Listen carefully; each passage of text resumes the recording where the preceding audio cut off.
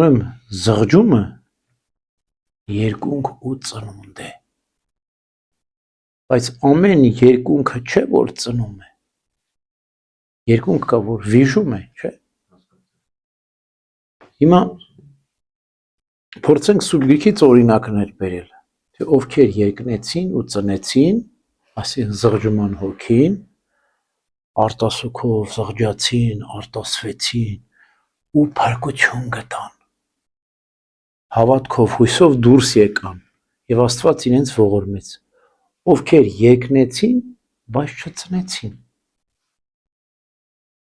Մի քիչ հետ որ գնանք, տեսնենք, Սավուղը օրինակ, Դավթին հալածում էր եւ երկու անգամ Դավիթը իր ձեռքն ընկավ Սավուղը, բայց չսպանեց։ Սավուղը զղջաց, արտասուքներով զղջաց, ասաց, որդյակ Դավիթ, դու արդար ես, ես մեղավոր եմ, բայց հետո շարունակեց նույնպես իր մեղքը։ Այսինքն ի՞նչն է խանգարում զղջման, սովորություն դարձած մեղքը, կրկնվող մեղքը։ Մեղքը մի անգամ զղջացիր, խոստովանեցիր, ապաշխարեցիր, հնարավորինս չպետք է կրկնես, որովհետև դու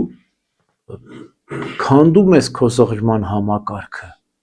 Աստծո ողորմության դռները ոչ թե փակում ես, այլ նեղացնում ես, չես թողում, հնարավորություն չես թողնում Տիրոջ, որ քեզ ողորմի, հա, ոնց որ դու քո կամքով փակում ես Աստծո ողորմության դուռը, զղջմանդ համակարգը խախտում ես, քանդում ես, Սավուղը այդպես արեց, այնքան հետապնդեց, Դավթին այնքան հետապնդեց, իր չարությունից չհրաժարվեց, մինչև ինքնասպան եղավ մարտի դաշտում, այլազգների ձեռքով, Սամուել մարգարեն էլ իրան չլսեց, այլևս փակվել էին դռները Աստծո ողորմության, աղոթում էր մարտից առաջ, ասում էր Սամուել, բայց չլսվեց նրա ձայնը։ Իսկ Դավիթը ինչպես արեց, Դավիթն էլ զղջաց, մեղք գործեց, սպանեց Ուրիային, շնացավ Բերսաբեի հետ, հետո Նաթան մարգարեն եկավ եւ նրան հանդիմանեց իր մեղքերի համար, ասաց դու սպանեցիր ընկերոջդ, կնոջը վերցրիր քեզ, երկու մեղք գործեցիր, շնություն, սպանություն, ասեց մեղք գործեցի, ընկավ քետին, 3 օր զղջաց, արտասուքներով ներողություն խնդրեց Տիրոջից, եւ 3 օրը, երբ որ մանուկը լրացավ, մանուկը մահացավ, Նաթան մարգարեն եկավ, ասեց Աստված ներեց քո մեղքերը։ Հիմա փորձենք գալ մեր օրերը։ Պետրոս առաքյալը ուրացավ Քրիստոսին, բայց դառնապես զղջաց, լաց եղավ, Սուրբ Գրիգոր Տաթևացին ասում է, գնաց մի փոսի մոջ մտավ Քրիստոսի խաչելության ժամից մինչև հարությունը, ու դուրս չեկավ այդ հորից, դե լացում էր, ողբում էր։ Պետրոսի զղջում են, չէ ասում, Երուսաղեմում մի հատ եկեղեցի կա գմբեթի վրա աքաղաղա, Պետրոսի զղջման եկեղեցի են ասում, այդտեղ որտեղ Պետրոսը զղջացել է, գմբեթին էլ աքաղաղա, այսինքն հիշեցնում են, որ աքլորը կանչեց եւ Պետրոսը զղջաց, եւ 3 օր մնաց այդ փոսի մեջ, արտասուքով, զղջումով, արտասուքով, մինչև Քրիստոսի հարության ավետիսը ստացավ եւ 3 անգամ Քրիստոսին խոստովանեց։ Լիբերական լճակի մոտ ասեց, Տեր, գիտես, որ սիրում եմ քեզ։ Հուդան էլ դավաճ անեց Քրիստոսին։ Բայց այդքան զգուշացումներից հետո, այդքան նախազգուշացումներից հետո Հուդան չփոխվեց։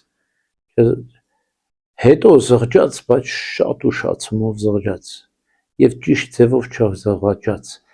երկնեց, բայց չծնեց, վիժեց Հուդան, գնաց կախվեց, ինքնասպան եղավ։ Հիմա այս երկու վառ օրինակները Սավուղի եւ Դավթի, Պետրոսի եւ Հուդայի մեզի օրինակ պետք է լինեն։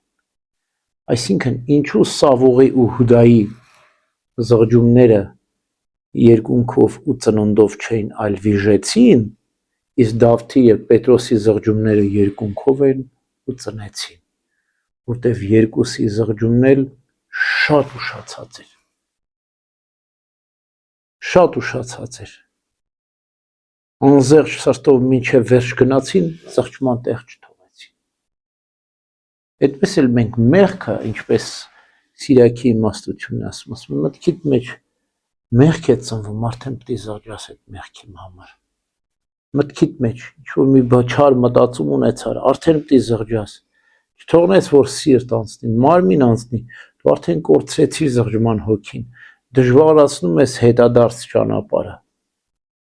Ուրեմն մինչև վերջ անխտիր մենք անզեղջ չպետք է լինենք, որտեղ անզեղջ սիրտը դա սատանայի մեղքն է։ Սատանան է անզեղջ, հպարտ է, երբեք չի ասում մեղավոր եմ, երբեք հետ չի դառնում։ Ուրեմն մենք միշտ զղջման ապաշխարության տեղ պետք է թողնենք, որտեղ Աստծո ողորմության դռները բացվում են նրան, ով հույս ու հավատք է դնում առ Աստված, ով գոնե ճանապարհի կեսից հետ է դառնում,